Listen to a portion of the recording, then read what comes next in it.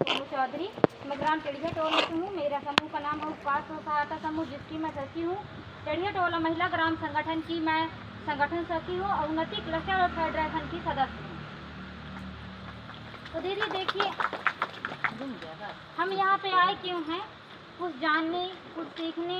घर में तो रहते हैं, मीटिंग करते हैं, टाइम निकालते हैं, लेकिन यहाँ आने का मतलब ये है, यहाँ आए और कुछ सुने, और जो चीज़ हम यहाँ से सुन के जाएंगे उस चीज़ को अपने तक, वो चीज़ हम अपने आपस में करें। तो दीदी मैं आप लोगों के बीच में ये बताना चाहूँगी कि सबसे पहले समूह में हमें बैठक करना है, क्योंकि अगर हम बैठक ही नहीं करेंगे तो हमारा आगे का काम ही कैसे चलेगा। तो इस 5 सूत्र होते हैं, जैसे नियमित साप्ताहिक बैठक। जब हम बैठक करेंगे तभी तो चर्चाएं हो पाएगी हमारे बीच में, किसको क्या दिक्कत है, क्यों मीटिंग में नहीं आ रहे हैं, और ना आने का कारण एक दूसरे को हम अपना वार्तालाप के द्वारा हम एक दूसरे को बता सकते हैं कि हमारा क्या कारण है, क्यों नहीं बैठ पाए। लेकिन बैठना सबको ज़रूरी है। पहली बार जब हम बैठक ही नहीं करेंगे तो वो कुछ काम नहीं होने वाला है हमारा। पहला है नियमित साप्ताहिक बैठक। इसके बाद जब अपन बैठक करेंगे तो हमको 10 रुपये का बचत भी करना ज़रूरी है, क्योंकि खर्च तो डेली हो जाता है 10-5। अगर बच्चे अभी रोने लग जाए, अभी इधर से कुछ चला जाए तो मम्मी चाहिए, तो मम्मी के पास नहीं है, ढूंढ ढूंढ के ला के देगी। लेकिन हमें जब मीटिंग में आना होता है तो हम यही सोचते हैं कि अरे हमारे पास 10 रुपये ही नहीं है। तो दीदी हम लोग को बैठक के दौरान बचत भी करना है। बचत बहुत ज़रूरी है, क्योंकि जब हम बचत करेंगे तो आगे चल के हमारे काम आएंगे। तो सबसे पहले है साप्ताहिक बैठक, फिर दूसरा है बचत। बचत के बाद माइक चालू हो गया, माइक दे ये ना हो गया। वही मेरा आवाज़ सुनाई दे रहा है दीदी? वैसे तेज ही बोलती हूँ मैं, धीरे बोलने की आदत नहीं है।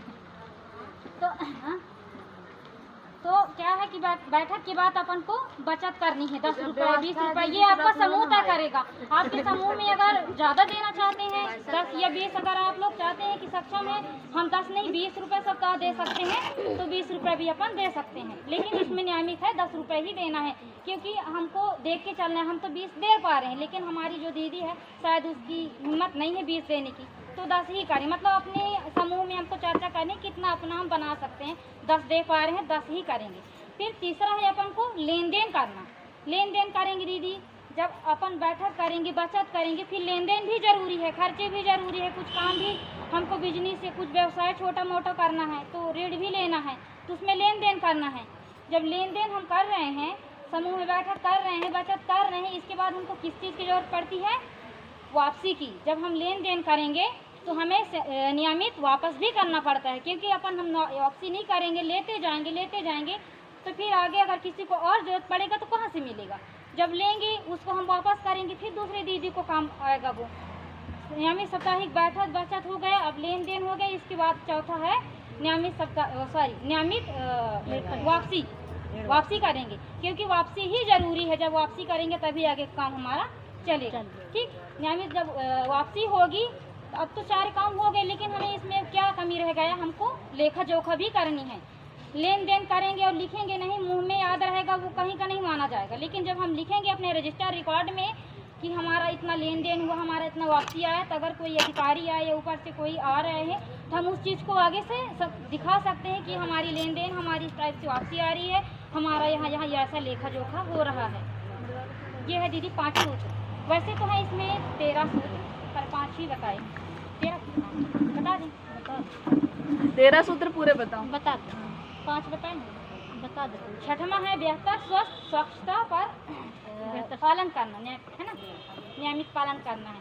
क्योंकि दीदी देखिए, हमारा बैठक का मतलब है कि जब हम बैठेंगे तो सारी विषयों पर चर्चा भी होना चाहिए।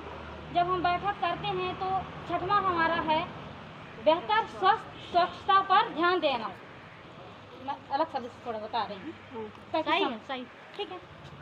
क्योंकि हम बैठक करेंगे तो हमें और भी चर्चाएं मिलती है। जैसे हम बैठक तो कर रहे हैं तो दीदी हमको बेहतर ढंग से कैसे रहना है, स्वच्छता पर ध्यान कैसे देना है, हमें खान पीन पे ध्यान कैसे देना है। छठवां सूत्र हमारा ये है बेहतर स्वच्छता पर पालन करना नियमित। तो बैठक तो करने से काम नहीं चलेगा।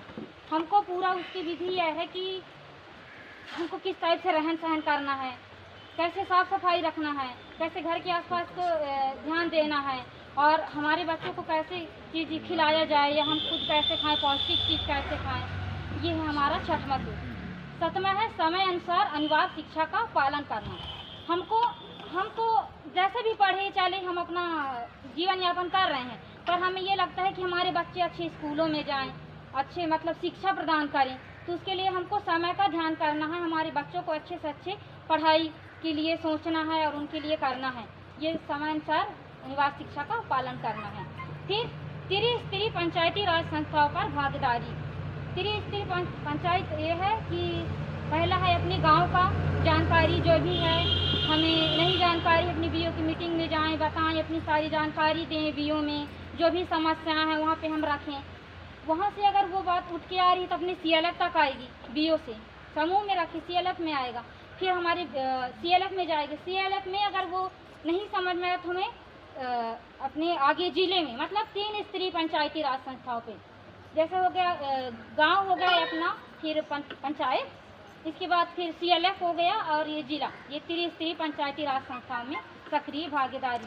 गांव, ब्लॉक और पात्रता तक पहुँच यानी कि हम यदि हमारे बीच कुछ ऐसा हो रहा है जिसको हम जानते हैं और हमारे बीच कुछ अलग सा हो रहा है, वो ज़बरदस्ती में कर रही है, समझ में नहीं आ रहा है।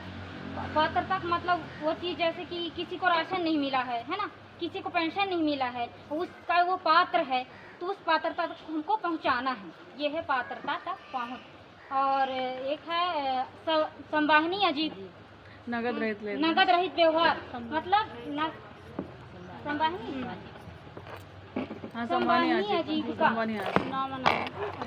आजीविका।